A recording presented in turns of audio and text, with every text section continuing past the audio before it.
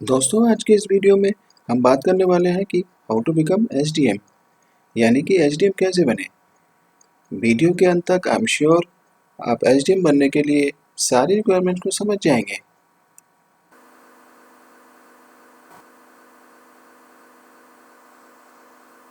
इसके लिए क्या क्या रिक्वायरमेंट्स हैं, क्या क्वालिफिकेशन चाहिए, क्या एज लिमिट है, कितने अटैम्प्ट्स दे सकते हैं, एग्ज़ाम का पैटर्न कैसा होता है, एग्ज़ाम कितने स्टेजेस में होता है, और सबसे इम्पोर्टेंट बात, इस एग्ज़ाम को कौन लोग क्लियर करते हैं। क्या वो एक्स्ट्रा ऑर्डिनरी होते हैं? नहीं, ऐसा बिल्कुल भी नहीं है। तो चलिए देखते हैं अपने इस वीडियो में। तो नमस्कार दोस्तों, स्वागत है आप सभी का हमारे इस चैनल पर जिसका नाम है ड्रीम जॉब सॉल्यूशंस।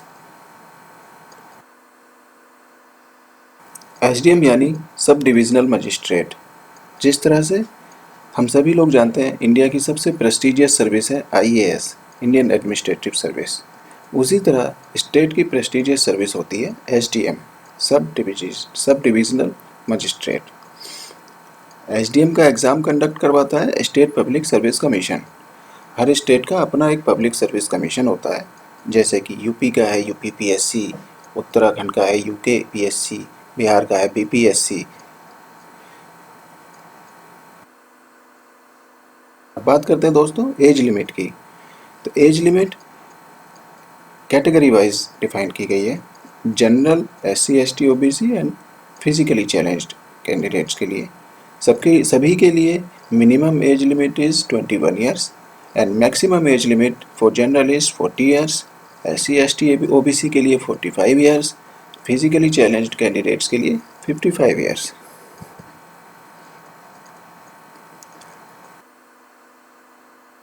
अब बात करते हैं दोस्तों कि इस एग्ज़ाम में बैठने के लिए एजुकेशन क्वालिफिकेशन क्या होनी चाहिए।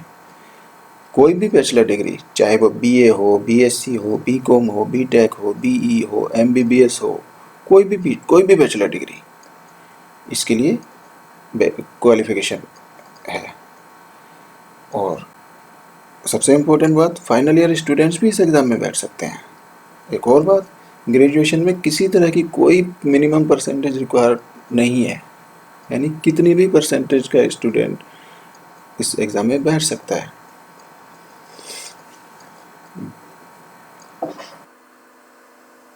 तो बात करते हैं कि एक कैंडिडेट इस एग्ज़ाम को कितनी बार अटैम्प्ट कर सकता है। तो मैं यहाँ पर बता दूँ कि यूपीएससी में तो नंबर ऑफ़ अटैम्प्ट्स की लिमिट है, लेकिन स्टेट पब्लिक सर्विस कमीशन में अटैम्प्ट्स की कोई लिमिट नहीं है। हम कितनी बार भी एग्ज़ाम दे सकते हैं विद इन एज लिमिट। चलिए दोस्तों, अब बात करते हैं कि एग्ज़ाम कितने स्टेजेस में कराया जाता है। इसकी 3 स्टेजेस होती हैं, prelims, mains and interview. Prelims exam में 2 पेपर होते हैं, GS1 एंड GS2।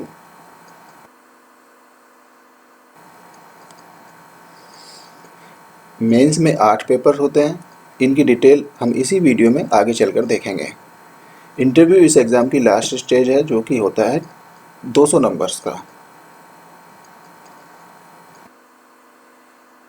प्रीलिम्स में जो GS2 का पेपर होता है वह क्वालिफाइंग मार्क्स का होता है, जिसमें CSAT आता है।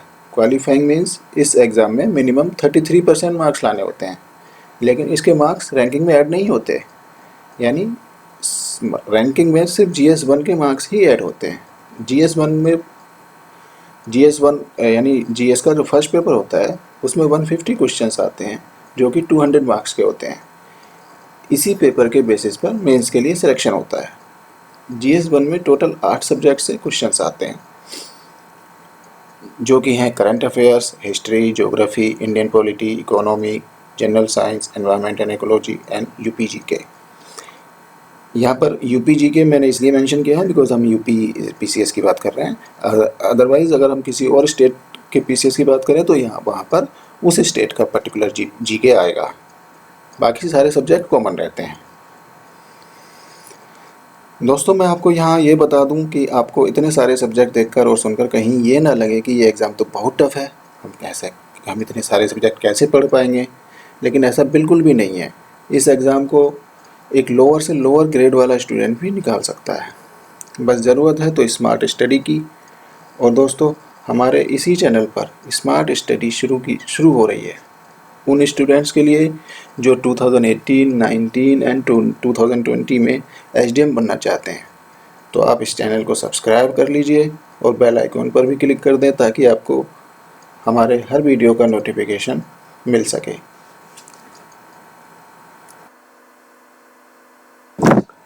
अब बात करते हैं दोस्तों मेंस एग्ज़ाम की।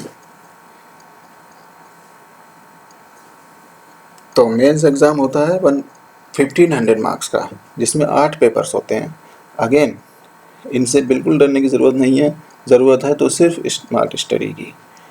अभी तक यानी 2017 तक इसमें 2 ऑप्शनल सब्जेक्ट चूज़ करने होते थे और जीएस के 2 पेपर्स होते थे, वो भी ऑब्जेक्टिव। लेकिन इस साल 2018 से यूपीपीएससी मेंस एग्ज़ाम की पैटर्न चेंज करने की बात कर रहा है, जिसमें कि ऑप्शनल सब्जेक्ट केवल एक ही रह जाएगा और जीएस के 4 पेपर्स होंगे और वो सब्जेक्टिव होंगे।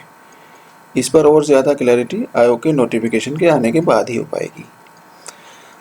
अब बात करते हैं दोस्तों इंटरव्यू की, जो 200 नंबर का होता है। Final ranking mains plus interview दोनों के मार्क्स जोड़कर ही बनती है। Last but not the least, what is actually required to clear this exam is dedication, hard work, smart study and consistency। सबसे पहले इसमें डिटर्मिनेशन की बहुत ज़्यादा ज़रूरत है। हमें ये पहले सोच के चलना पड़ेगा। एग्ज़ाम की प्रिपरेशन स्टार्ट करने से पहले हमें ये डिसाइड करना पड़ेगा कि हमें ये करना ही है। उसके बाद डेडिकेशन दिखाना पड़ेगा, हमें डेडिकेटेडली इसमें लगना पड़ेगा। उसके बाद हमें इसमें हार्ड वर्क की ज़रूरत है, बहुत ज़्यादा हार्ड वर्क रिक्वायरमेंट है। हार्ड वर्क के साथ साथ स्मार्ट स्टडी भी बहुत ज़्यादा ज़रूरत है। हमें ये पता होना चाहिए कि कौन सा टॉपिक पढ़ना है, कौन सा टॉपिक छोड़ना है, कौन सी बुक पढ़नी है, कौन सी बुक नहीं पढ़नी है। ये सब स्मार्ट स्टडी में आता है। और सबसे बड़ी बात कंसिस्टेंसी बहुत ज़्यादा इम्पोर्टेंट है, क्योंकि अगर हम कंसिस्टेंट नहीं होंगे तो हमारी मेहनत बेकार हो जाएगी। इसलिए ऐसा नहीं होना चाहिए कि आज तो हम 15 घंटे पढ़ लिए और कल हम 8 घंटे भी नहीं पढ़े और फिर परसों हम 4 घंटे भी नहीं पढ़े, तो इससे कोई फ़ायदा नहीं है। हम चाहे 5 या 6 घंटे पढ़ें लेकिन कंसिस्टेंटली पढ़ें। तो चलिए, मैं बार बार स्मार्ट स्टडी की बात इसलिए कर रहा हूँ क्योंकि इस एग्ज़ाम का सिलेबस इतना वास्ट है कि स्टूडेंट पढ़ के थक जाता है और अंत में हार मान लेता है। ऐसे में ज़रूरत पड़ती है स्मार्ट स्टडी की, जिसमें ये बताया जाता है कि क्या पढ़ना चाहिए और क्या छोड़ना चाहिए। हमारे चैनल पर स्मार्ट स्टडी ही कराई जाएगी, इसलिए जुड़े रहिए ड्रीम जॉब सॉल्यूशन से। अगर आपको ये वीडियो पसंद आया हो तो please subscribe, like and share. Thank you.